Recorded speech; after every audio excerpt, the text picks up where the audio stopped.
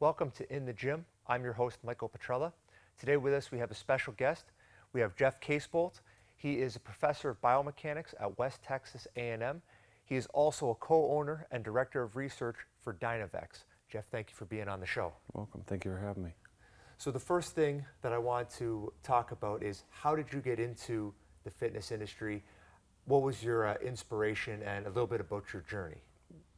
It started in high school for me. I was an athlete, played 4 different sports, had an injury immediately after high school. It involved with strength imbalances. I ended up having very strong quadriceps, very weak hamstrings, and consequently, several guys that I lifted with through high school, we all suffered the same similar ACL injuries. At that point, I was no longer an athlete.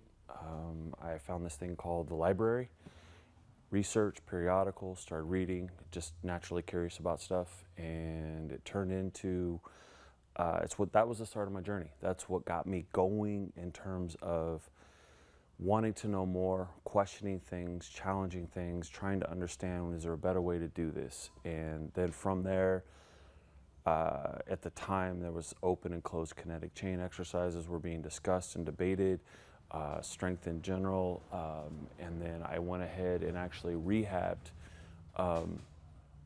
based off of what I was learning in the literature.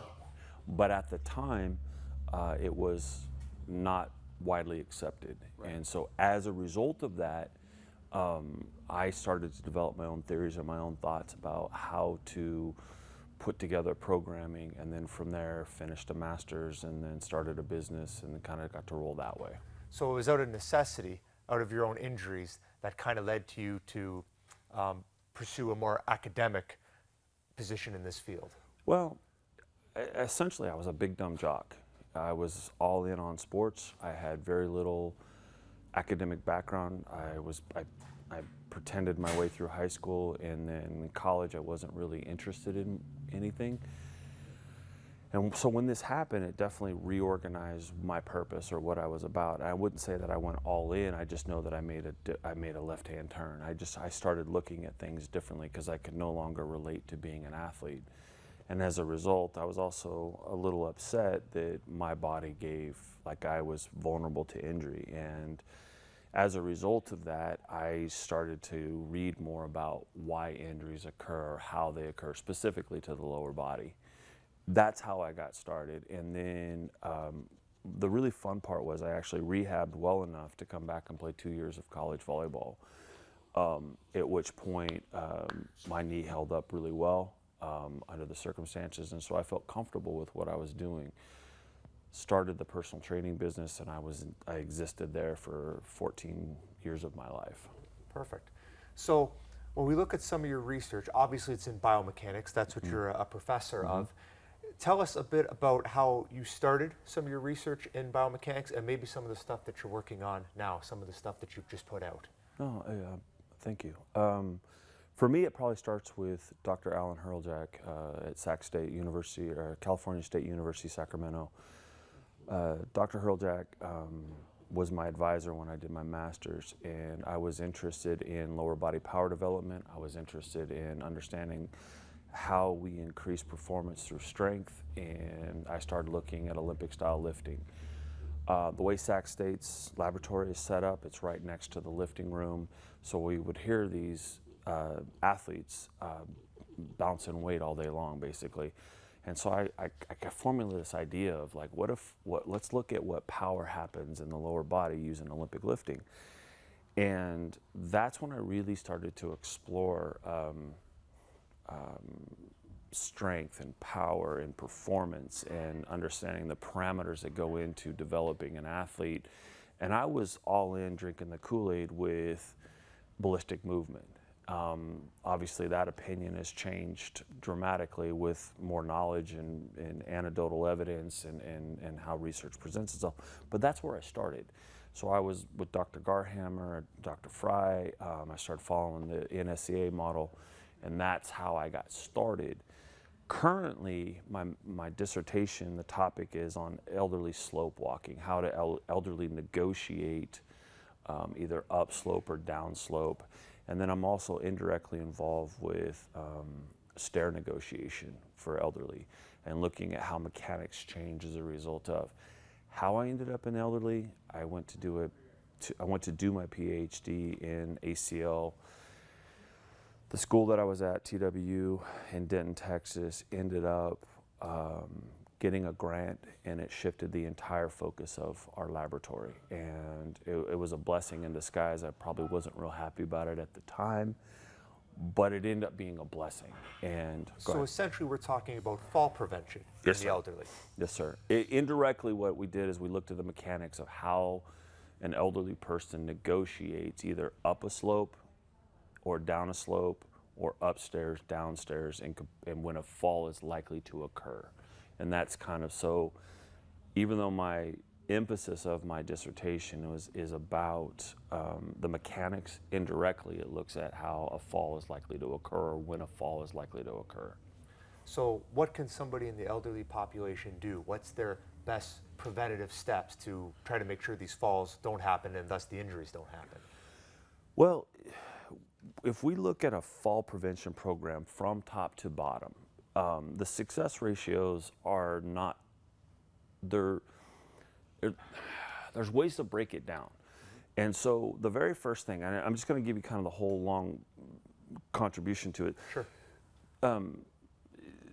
Polypharmacy is the number one thing. How many pharmaceutical drugs is the person on? And that's the number one.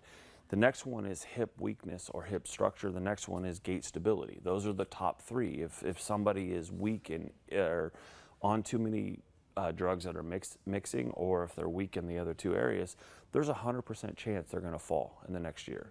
And that's something that really caught my attention. So how do we classify that? Question. Right. Okay. So what we're going to do next then, for the second part of this episode, we're going to show exercises that we can do in the gym that are both biomechanically safe and helpful for preventing these falls in the elderly population.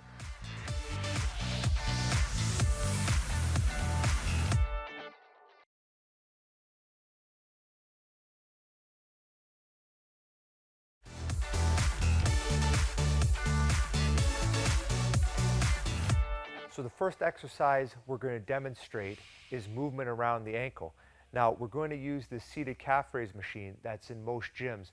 One of the reasons that we're doing seated as opposed to standing, especially when we're talking about the elderly population, is we might not want to vertically load the spines. On this, we can put the load through the quadriceps. Now this is a little bit different than the machine that Jeff makes. It's just one plane of motion instead of two, but again, you'll be able to find this at most gyms. So I'm going to get Nicole to initiate the motion. And Jeff, if you can kind of explain what we're doing here, what we're trying to strengthen. So what you have is plantar flexion and sagittal plane being forward and aft. In the elderly population, one of the first points that is often mentioned in fall prevention is ankle strength or confidence in ankle ability. So an elderly individual will stop plantar flexing or initiating the fall and the catch.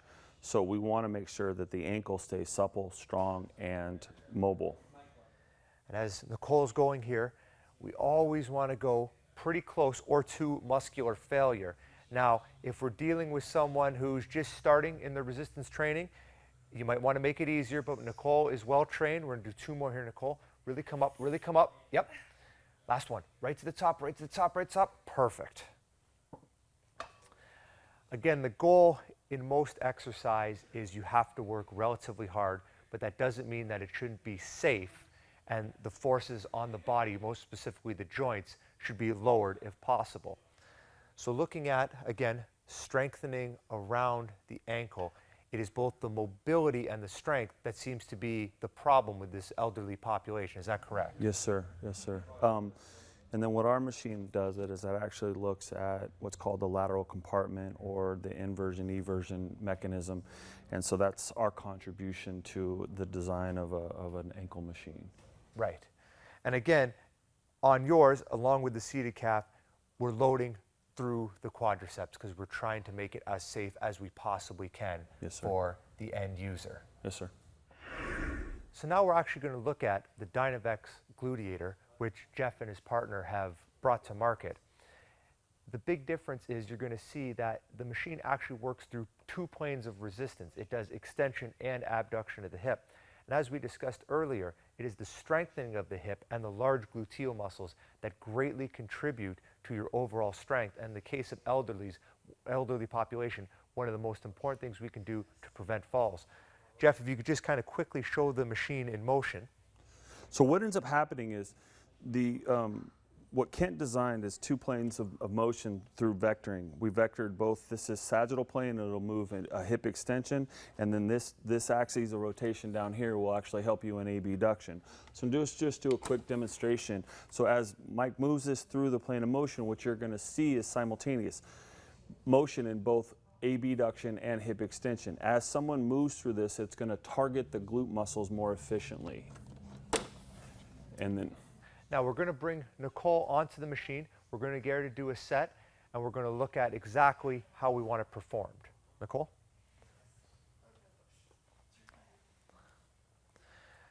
Now as Nicole puts the belt on, again, with every single point of rotation exercise machine, we're always looking to have the axis of her joint, in this case her hip, in line with the axis of rotation of the machine. On this machine, it's very, very easy. It just comes straight across. I'm going to get you to start performing some repetitions, Nicole. That is absolutely perfect. Now, Jeff, maybe you can explain a little bit about what is going on here from a biomechanical standpoint. So one of the misnomers about the gluteal complex is that the abduction is primarily controlled by gluteus minimus and medius and minimus. When the hips are actually flexed near 90 degrees, the maximus becomes the primary or agonistic hip abductor.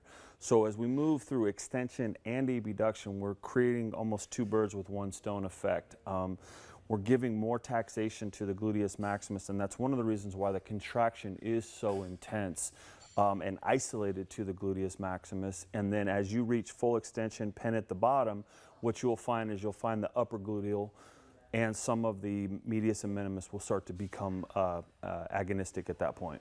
Perfect. Keep going here, Nicholas. We've got a couple more reps to go here. Again, working quite hard. Like most exercises, you'll find that as the person continues, the range starts to want to shorten up. We're always fighting for that full range of motion every single repetition. Keep going. We'll do two more here, Nicole. Right out, squeeze, make that pause. Good. One more, you can do this. Right out. Perfect. Perfect. I'm just going to let Nicole out of the machine. Again, all of her repetitions, very, very smooth. We're always trying to control the turnarounds at the top and the bottom. We never want to be slamming any weights. Now, we talked briefly about the safety of what we're trying to accomplish here. I noticed that there might not be a gigantic amount of range, but there's a lot of activation in the glutes. Maybe talk a little bit about why you've had it to shorten up a little bit in terms of injury prevention. Well, the real reason we shortened it up was looking at the averages in terms of the anthropometric or anatomical averages, and then working within a safety of rep zones, not rep zones, but range of motion zones. So by shortening it up, what we actually do is intensify the contraction, take it through full range of motion, and we also added an isometric at the end where there's a stopper. For the average person, this is plenty of range of motion. We've only encountered a few individuals that wanted to actually increase the range of motion. But from a safety standpoint, it makes a lot of sense to keep within this range of motion. And that makes perfect sense. We're always looking at exercise from a safety perspective first. There are plenty of exercises out there that do activate a large amount of muscle, and they will produce results. But whenever we're looking at the cost versus reward ratio, if there's a possibility of causing any sort of long-term injury, long-term harm, or even acute injuries that can get you out of the gym, this is going to decrease your overall results when we're talking about amount of time. If we spend 6 months out of the gym because we've caused an injury in it, we're really not getting where we want to go. So again, I think when you've produced these exercise machines and the way that we've had them performed, we're always focusing on safety as one of the primary key considerations. I think that's going to give everyone the best results, and it's going to keep you in the gym longer and hopefully keep a certain amount of longevity for your training.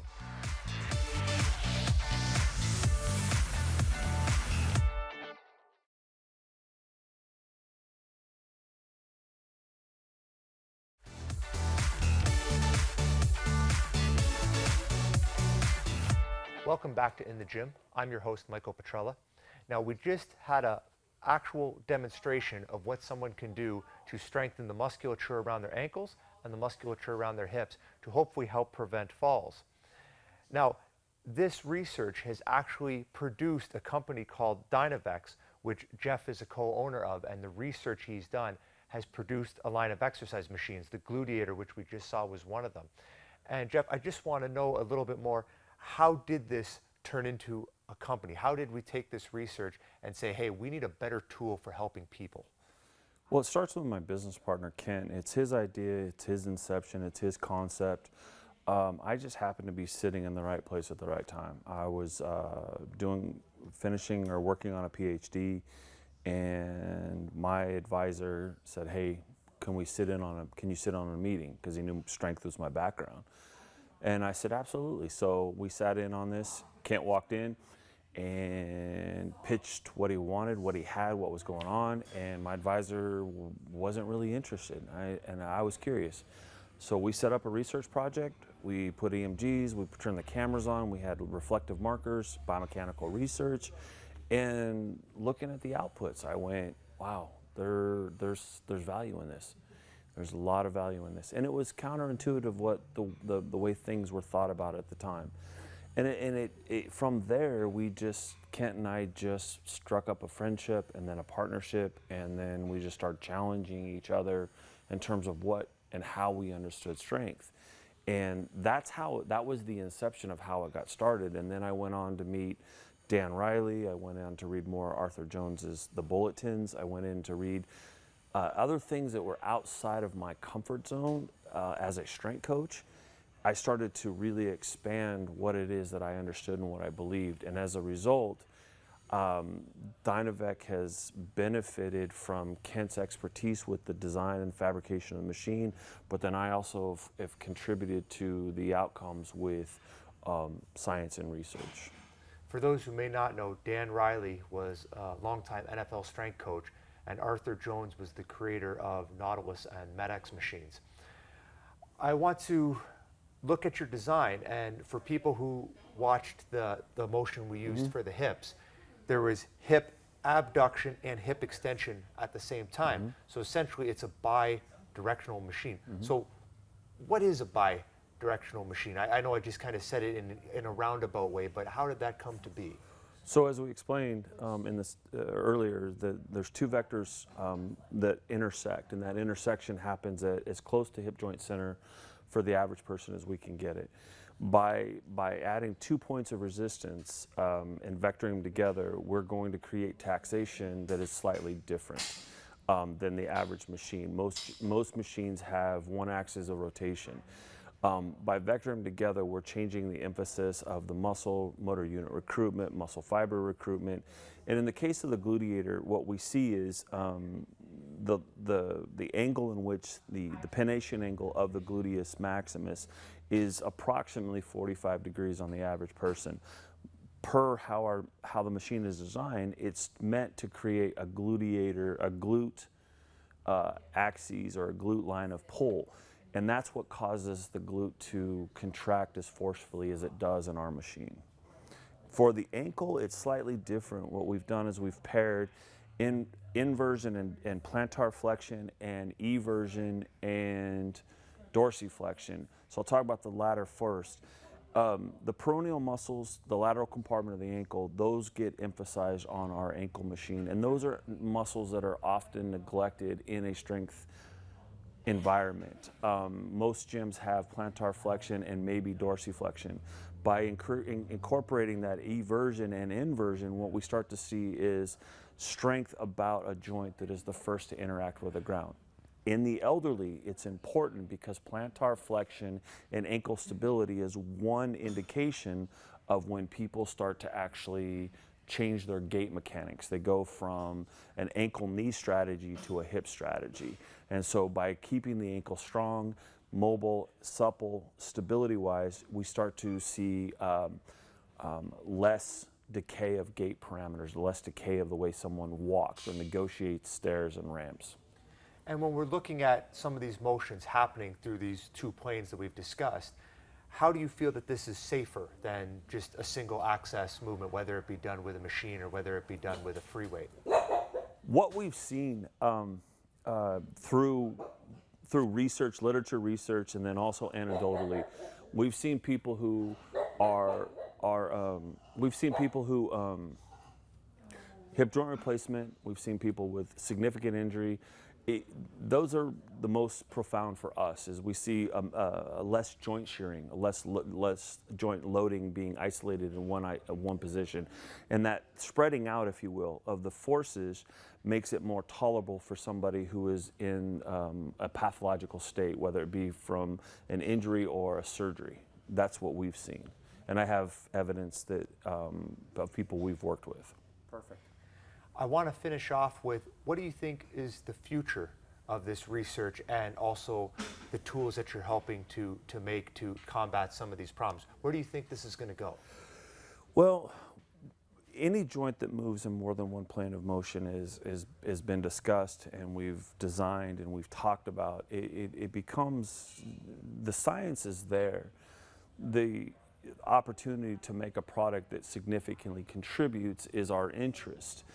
The interesting part is that when we first made the Gluteator and started to get it out there, it wasn't widely recognized and received. So now people are starting to say, wait a minute, this Gluteator, it works. Now we're starting to look at the ankle, we're starting to look at the torso, we're starting to look at the shoulder and these other things. But the one that we're probably on the horizon with is we're working with an NFL team, the Steelers, and they have suggested a machine, a concept. We'd already had it laid out, but they're saying this is something we would be interested in and seeing what it does for our athletes. And so that's probably the near future. Long term, I would really like to get into some shoulder mechanics, especially for overhead athletes. That's fantastic. We look forward to seeing what you guys come up with. If one of the viewers wanted to learn more about who you are and how they can get in touch with you, what's the best way? Probably right now, our website is just Dynavec, MD as in multidirectional.com. It's probably, we're real active on our Instagram page, which is Dynavec MD, at Dynavec MD. Those are probably the two quickest, easiest ways, and then we'll respond via contact emails and try to educate you or get you up to speed as fast as possible. Perfect. Jeff, I want to thank you very much for being on the show. Thank you.